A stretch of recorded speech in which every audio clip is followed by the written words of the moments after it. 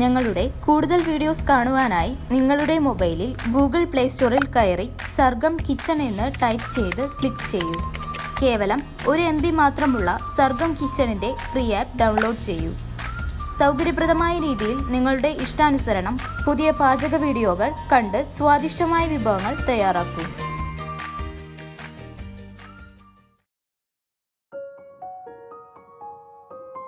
കൊള്ളി എങ്ങനെ കുഴിച്ചിടാൻ നോക്കാം. ഞാൻ നമ്മുടെ വീട്ടിൽ തെങ്ങിൻ്റെ തട എടുത്തിട്ട് തേക്കും തിരിയുള്ള ഒരു പറമ്പാണ്. അപ്പോൾ തെങ്ങിൻ്റെ തടത്തിൽ നല്ലോണം മണ്ണ് കൂട്ടിയിടും. അപ്പോൾ വേറൊരു സ്ഥലം അതിനായിട്ട് ഞാൻ കാണില്ല, ഇതിൻ്റെ മുകളിൽ തന്നെ ആയിട്ട് കുഴിച്ചിടും. അപ്പോൾ നല്ല മണ്ണിളക്കുള്ള മണ്ണ് ആയ കാരണം നല്ലോണം കൊള്ളി ഉണ്ടാവാറുമുണ്ട് സാധാരണ.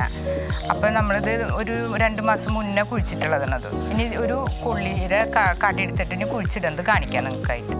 നമ്മുടെ വീട്ടിലുള്ള കൊള്ളിത്തറി ഇനി അതൊക്കെ ചെറിയ കഷ്ണാക്കുക, അങ്ങനെ വെട്ടിയിട്ട് എന്നിട്ട് നമുക്കത് കുഴിച്ചിടാം. ഇത് വെറുതെ ചെറിയ കഷ്ണാക്കിയ നല്ല കൊള്ളിത്തറി, അത് നല്ലോണം ഉണ്ടാവണതാ. അപ്പോൾ നല്ല മണ്ണിളക്കുള്ള സ്ഥലമാണ്. അപ്പോൾ നമുക്കങ്ങനെ മണ്ണ് ഇളകി നിൽക്കണ കാരണം കൊള്ളി നല്ലോണം ഉണ്ടാവും. കൊള്ളി എന്ന് പറഞ്ഞാൽ കപ്പിന് നല്ലോണം ഉണ്ടാവും. അതിൻ്റെ ഒരു കടേര ഒരു ഏണുണ്ടല്ലോ, അതിൻ്റെ താഴെ കണ്ടിട്ട് കുഴിച്ചിടാം. അത് അടിയിലേക്ക് പോകണം, എന്നാലും അവിടെ നിന്ന് വേരുകൾ വരുള്ളൂ. ഓരോ കടയായിട്ട് കുഴിച്ചിടാം. ഇതാണ് കൊള്ളിയുടെ ഏണെന്ന് പറഞ്ഞത്. ഇത് മണ്ണിൻ്റെ അടിയിലായിട്ട് നിൽക്കണം, എന്നാലും അതുമ്പോൾ വേര് വരുള്ളൂ. അപ്പോൾ കുഴിച്ചിടുമ്പോൾ അത് നമ്മളൊന്ന് ശ്രദ്ധിക്കണം. അപ്പോൾ നമ്മൾ തറി വെട്ടിയിട്ട് 3 കഷ്ണാക്കി, ഒരു മീഡിയം സൈസ് കഷ്ണാക്കി 3 എണ്ണം നമ്മൾ കുഴിച്ചിട്ടു. അപ്പോൾ നല്ല മണ്ണിളക്കുള്ള സ്ഥലമായ കാരണം നല്ലോണം അതിൻ്റെ കൊള്ളി കിട്ടും അടിയിൽ. 3 പ്ലാവിൻ്റെ ഇല എടുത്തിട്ടുണ്ട്. അത് നമ്മൾ വെറുതെ കഞ്ഞി കുടിക്കുക അങ്ങനെ കുത്തണ പോലെ ഒന്ന് കുത്താം. എന്നിട്ട് അതിൻ്റെ മുകളിൽ മൂടി വയ്ക്കണം. അപ്പോൾ വെയിലുകൊണ്ട് പെട്ടെന്ന് വാടില്ല, അതിന് വേണ്ടിയിട്ട് അത് നല്ല ഇങ്ങനെ നമ്മൾ കഞ്ഞിക്കൊക്കെ കുടിക്കാൻ കുത്തില്ല, അതുപോലെ മടക്കി കുത്താം. എന്നിട്ട് എല്ലാത്തിൻ്റെയും തറിയുടെ മുകളിൽ വെറുതെ ഇങ്ങനെ തൊപ്പി പോലെ മൂടി വയ്ക്കുക, വെയിലുകൊണ്ട് വാടാണ്ടിരിക്കാൻ വേണ്ടിയിട്ടുള്ളത്.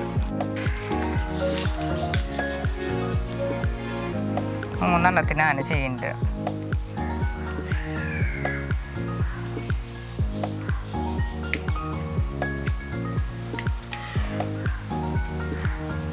നമ്മൾ കുഴിച്ചിട്ടിട്ട് തൊപ്പി വെച്ചിട്ടുണ്ട്, കണ്ട. അപ്പം ഇനി പെട്ടെന്ന് വാടില്ല. 2 ദിവസം കഴിയുമ്പോഴേക്കും നല്ല പുതിയ മുളകളൊക്കെ കുഴിച്ചിട്ടിട്ട് കുറച്ചൊന്ന് നനച്ച് കൊടുക്കാം. ഏത് ചെടി കുഴിച്ചിട്ടാലും ഒന്ന് നനച്ച് കൊടുക്കണം. അപ്പോൾ അതിൻ്റെ ഒരു നനവ് കിട്ടണം, എന്നാലും അതിന് ഒരു ഫ്രഷ്നെസ് വരുള്ളൂ, അല്ലെങ്കിൽ പെട്ടെന്ന് വാടും.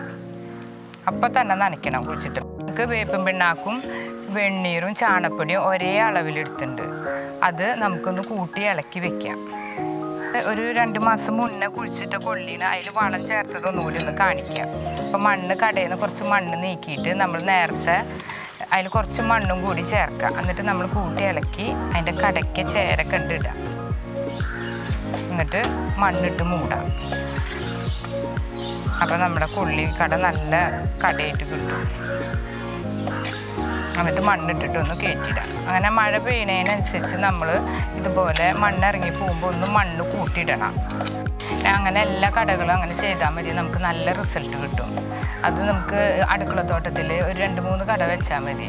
അപ്പോൾ പെട്ടെന്ന് തന്നെ വീട്ടിലേക്ക് ആവശ്യമുള്ള കൊള്ളിയൊക്കെ കിട്ടും. പിന്നെ നമുക്ക് അങ്ങനെ എലിശല്യം അങ്ങനെ ഉണ്ടെങ്കിൽ നമ്മളൊരു മഞ്ഞളുടെ കട അതിൻ്റെ കടയ്ക്കായിട്ട് ഇടയിലൊന്ന് കുഴിച്ചിട്ടാൽ മതി. എലിയും തുരപ്പൻ്റെ ശല്യമൊക്കെ.